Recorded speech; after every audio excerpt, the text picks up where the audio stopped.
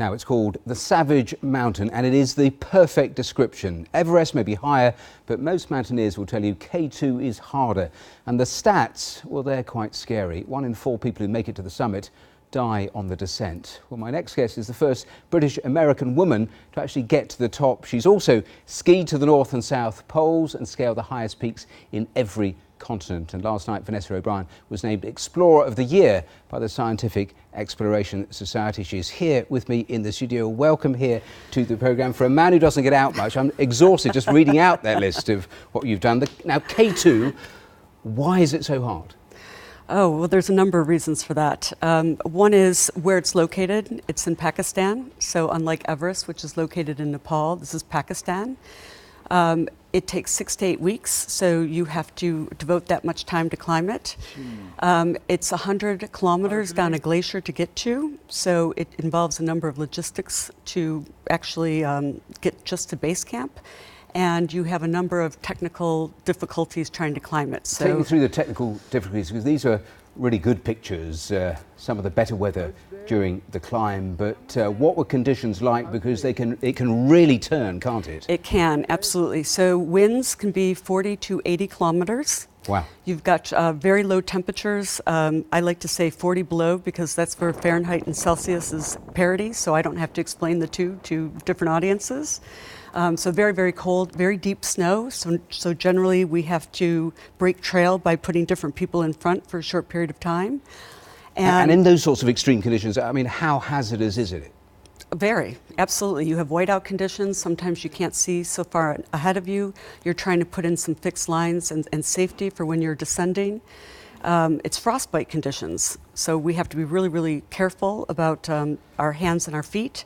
Make sure that we stay, hydrated, and that all team members are safe and secure. And I know at one stage it was so cold, your energy food bars actually froze. You ended up eating baby food, I read. Yes. Tell me, I was intrigued by that statistic I read out. 1 in 4 of the people who get to the top die on the descent. Why is that? Why on the descent stage? Okay, so 85% of deaths happen on the way down, and that's generally because people will use most of their energy to get to the top. And I like to say it this way, it takes some amount of energy to ascend. Of course, you're climbing uphill, but it takes what is perceived to be less energy on descending, but you have gravity actually pushing you down, and therefore it's very, very dangerous. You also have, by that time, you're out of energy, you're knackered, you're dehydrated, you've given up all your energy, and you're sloppy and you're making mistakes.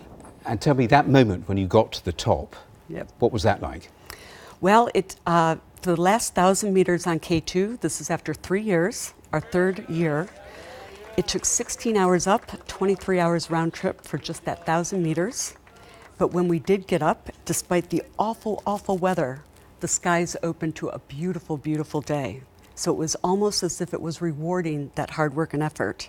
So we were able to take the most fantastic pictures, and of course it was a very, very proud moment. And that's there, okay, you can see it. That's what you can see. I mean, there's absolutely spectacular. And that is the Karakoram. So we're looking at some of the largest, longest glaciers in the world, outside the North and South Poles, outside of Greenland, is here in Pakistan. Some of the largest, most precipitous peaks in the world in the Karakoram.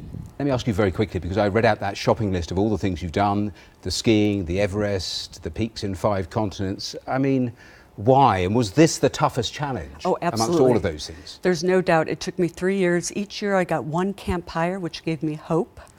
But I will say, undoubtedly, K2 was the hardest challenge. It's not always the tallest that's the hardest. In this case, the 2nd tallest was the hardest. And why? You didn't answer why. We've only got about 30 seconds left. Why is simply the weather. The weather patterns are unpredictable. Why I do it is the challenge. It's much more mental than physical, to prove that I can. You know, there had never been a British or American woman to successfully summit and return.